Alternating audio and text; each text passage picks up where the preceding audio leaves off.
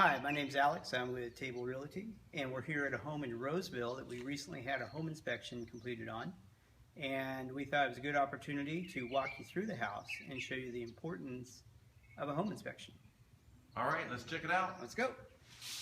All right, so here's the house here. New hardwood floors, open concept, granite countertops. It looks really nice, but let's dig below the shiny surface and see what this house really offers us here. So we'll start over here in the hallway. We have, in this era home built in the early 60s, we have a water heater here, and we have the HVAC system right over here. Looks like they're both installed correctly, nice doors on them, but when we open this thing up, we find that they've blocked off the ventilation for the HVAC and the water heater.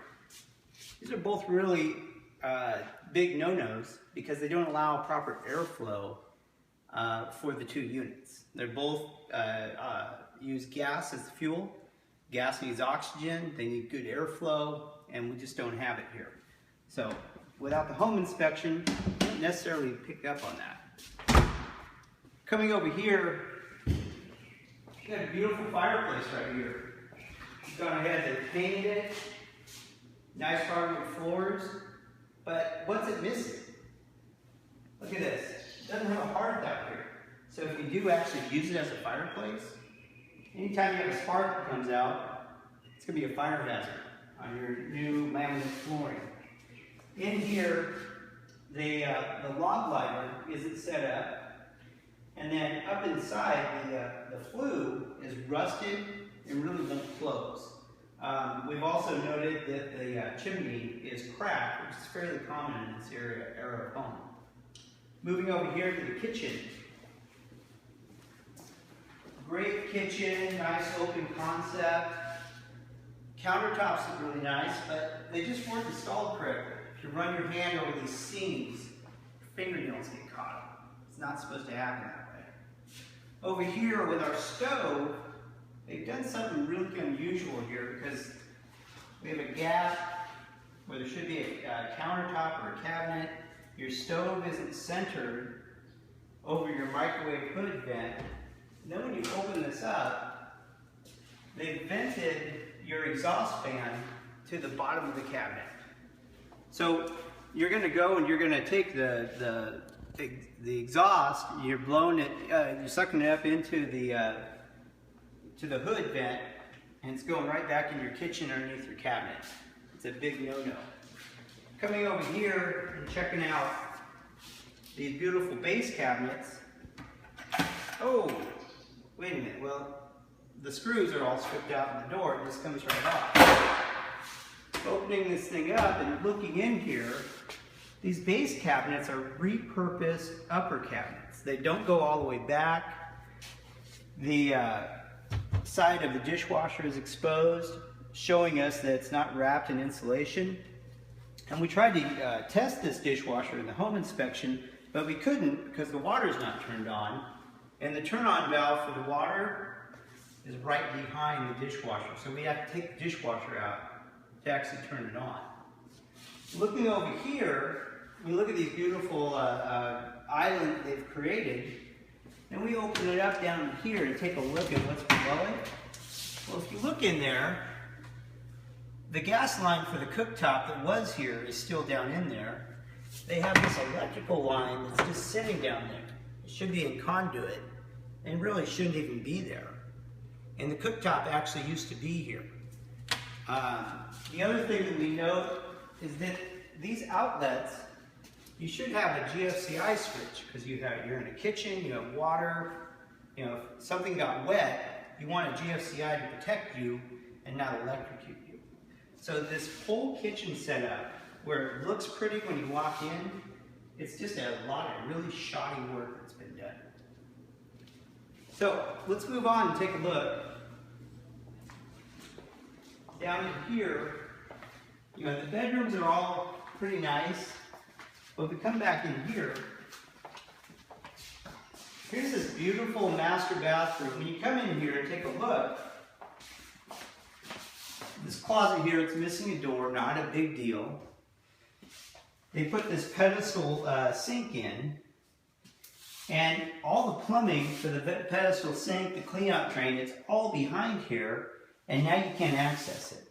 So if you're trying to clean out the drain, well, you're not going to be able to. You're going to have to take your sink out. My biggest concern, and kind of consistent with this whole house, is this whole shower area.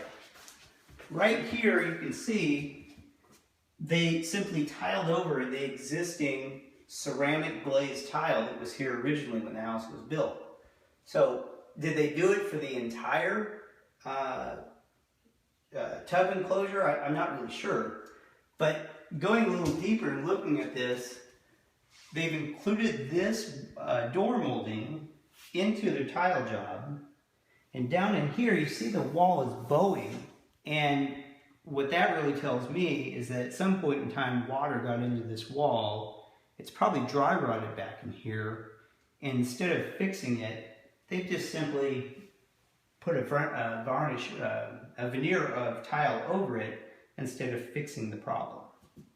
So, adding all these things up, we're looking at a lot of shoddy work. Let's go on out to the backyard. Yeah, so here's a great open concept. This is the style right now. I see this a lot in houses. These two posts, not really sure what's going on with them, but when you tap on them, you can feel the tension in them. They actually twang under the tension of the load of this roof. I went to the city and pulled permits on this house. The last permit that was pulled was in 2008 for a new electrical panel. So, all the work that you see here, the work in the kitchen, the removing of these walls, fireplace, bathrooms, all of it was done without a permit. Let's come out here and we'll take a look at this patio. Coming out here, here's this beautiful backyard. Of course, we're in the middle of a big drought, so it's not being watered. If you look at the fence, you need a perimeter fence going all the way around, but it's not a big deal. Those are things that are fixable. But let's take a look at this patio cover. You can see here that they've gone in and you've got brand new wood posts, beams supporting this patio cover. Looks good, right? Well, let's take a closer look. You come in here and you see that we have separation here, and that's kind of unusual. You see they've gone in and they've done some doctoring to the roof joists. So it's the existing roof joists that they've adapted to this. And then if you step back, look at how these things are bowing. So you basically have 4x4 fence posts that they've gone in here and they're using as structural support for the roof joists. Major no-no. Why did they do this? Well, let's come out here and take a look. We can see right here, this is where the posts originally were. So they've moved them back, and you ask yourself, well, why did they do that? Well, when you look up in here, they had major dry rot issues. So instead of fixing the dry rot, they've elected to push this thing back using posts that aren't correct, and they've just trimmed all these areas. So there's no more rain gutter here or anything like that. And they didn't even do a very good job. It's a very crooked line that goes all the way down. Very suspect the way they've done all of this work. And really what you see here as we walk through the house is you have one shoddy improvement on top of another on top of another. When you walk into the house, you think, wow, this is a great house. You know, it's got two-tone paint, it's got hardwood floors, granite countertops. Wow, this is a great house. But here it is. You get into the home inspection and you find out what you're really buying. Home inspection protects you from buying someone else's problems. In this case here, the potential buyer paid $325 for the home inspection. I would say conservatively, probably saved her $50,000 in headaches down the road. The property's still on the market. It's been on the market now for about 3 weeks. And this is in a market where homes are selling in less than 10 days.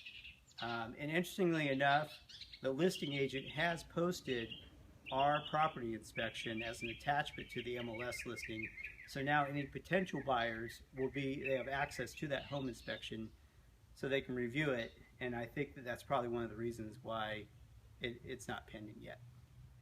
So if you're looking for a real estate team in the Sacramento and surrounding areas, please get a hold of us. You can find us on the web at tablerealty.com. You can contact me directly on my mobile cellular phone at 916-765-9927. And we're here to help you with your sale and purchase needs.